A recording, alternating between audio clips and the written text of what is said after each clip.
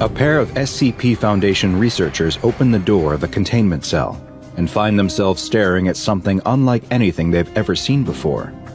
Sitting in the middle of the room is a giant lump that appears to be made of what can only be described as flesh. The two look at each other in disbelief. Just what is this thing? They circle the huge blob, looking it over, wondering what on earth it could be. One of the researchers finally gets the courage to actually feel it. He finds that it's warm to the touch. And does he detect some slight movement? He slowly moves to place his ear against it to listen, but a sudden shudder from the mass sends him jumping back in fright. Just then, the other researcher calls to him from the other side of the sphere. It sounds like he has found something. As he approaches, he too sees what caused his partner to call out. There, in the middle of this tumorous ball, is a door. It's a circular iron hatch, the kind sealed by a valve, and it's open. Now the researchers are really confused. A massive lump of living flesh is strange enough, but why does it have a door? One of the researchers peeks inside. Is that a couch they see? And a table? Does someone live in this thing? Things are getting beyond strange.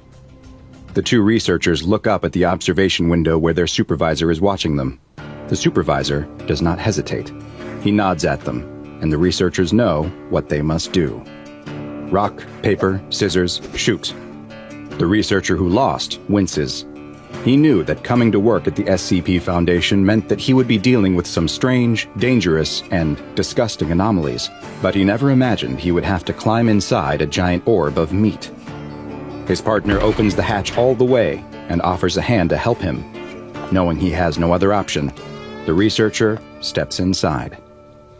Inside, the air is hot, thick, and moist, like a cramped gym that's had too many bodies exerting themselves on a warm, humid day.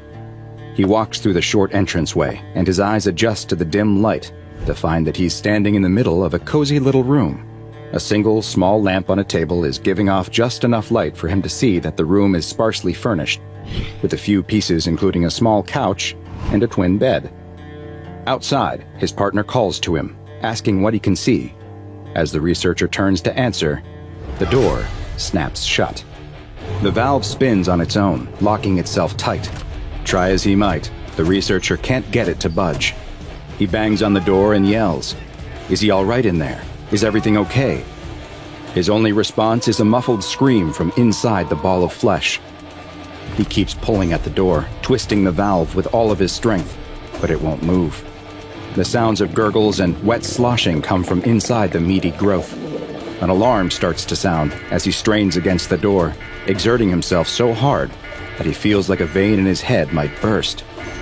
Suddenly, the valve loosens, and a sudden lack of resistance causes him to fall to the floor. The valve spins on its own, and the door swings open once again.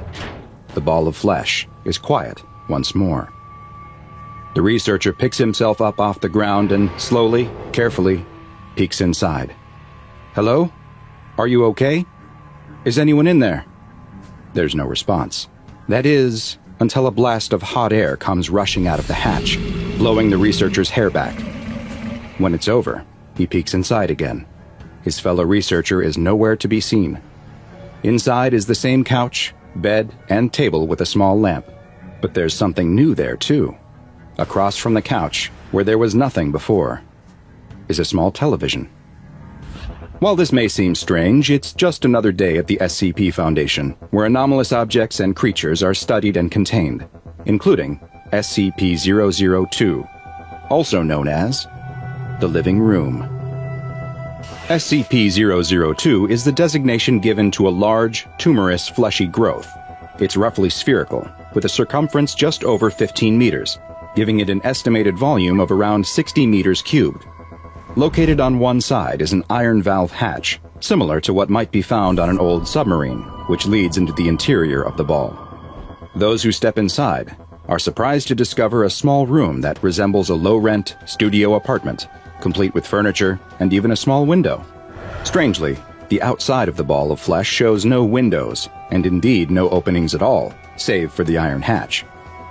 The furniture in the room displays no anomalous properties, though examination has revealed that the furniture appears to be constructed of sculpted bone, woven hair, and other biological substances, all coming from human bodies.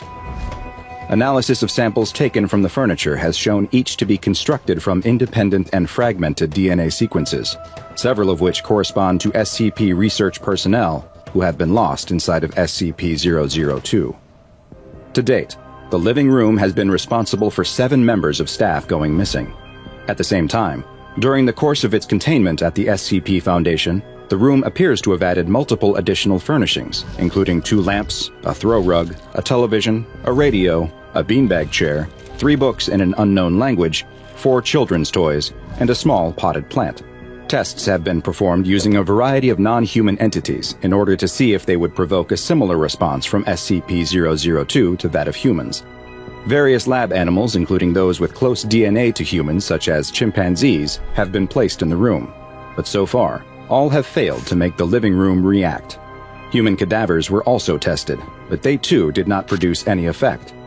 It is unknown what causes SCP-002 to engage in its behavior, but whatever process it uses to convert organic matter into furnishings seems to only be triggered by the presence of living human beings.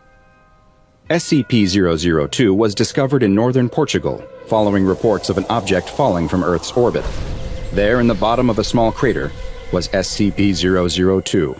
It was encased in a thick shell of rock, but the anomaly's fleshy exterior could be seen through cracks that were likely created by the impact. A local farmer was the first to spot the object falling to Earth and brought word of what he found to his village. At the same time, a Level 4 SCP Foundation agent stationed in the area detected elevated levels of radioactivity and traced the source back to the crater. An SCP collection squad led by General Mulhausen was dispatched to the impact site and quickly secured the area. Test subjects from the nearby village were recruited for initial analysis of the object, with 3 men being individually sent inside of SCP-002, all of whom disappeared. Having confirmed this anomaly's deadly properties, General Mulhausen then issued a Level 4A termination order that would apply to any local witnesses in order to ensure that no knowledge of the object reached the outside world. He then oversaw its transport to an SCP containment facility. As Foundation staff prepped SCP-002 for relocation, 4 members of the security personnel were seemingly mesmerized and drawn inside the object where they too disappeared.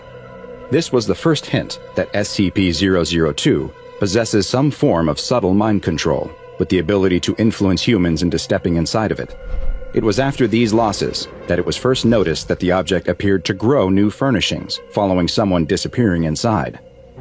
After these mishaps, General Mulhausen ordered all staff to wear hazmat suits when dealing with SCP-002, and following the General's own termination, SCP-002 was placed in containment at the secure facility where it currently resides. Due to the ongoing danger presented by SCP-002, the risk it poses to any who step inside of it, and the mind control abilities it possesses, it has been classified as Euclid. It is to remain connected at all times to a suitable power supply to keep it in a charging mode of some kind, which appears to make it more docile. In the event of a power outage, staff in the immediate area are to be evacuated and the object's containment cell emergency barrier is to be closed, sealing it off from the rest of the site. Once power is reestablished, strobing X-ray and ultraviolet lights are to be activated in the containment cell until SCP-002 is returned to its charging mode. Research teams investigating SCP-002 that will come within 20 meters of the object must consist of no fewer than 2 members. Personnel should also maintain physical contact with one another at all times to confirm that the other is present and not experiencing any feelings of confusion, dulled perception, or other forms of bewilderment that may lead to them entering the living room.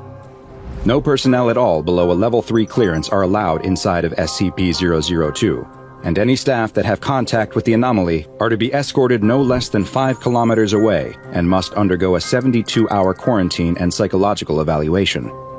SCP-002 is one of the oldest anomalies in the SCP Foundation database, but remains one of the least understood. Perhaps one day we'll understand what it is and why it was at one time sitting in the orbit of Earth. Did someone send it here, intending us to one day find it? Did it come here of its own volition? Or did we put it there ourselves? in an attempt to keep it away.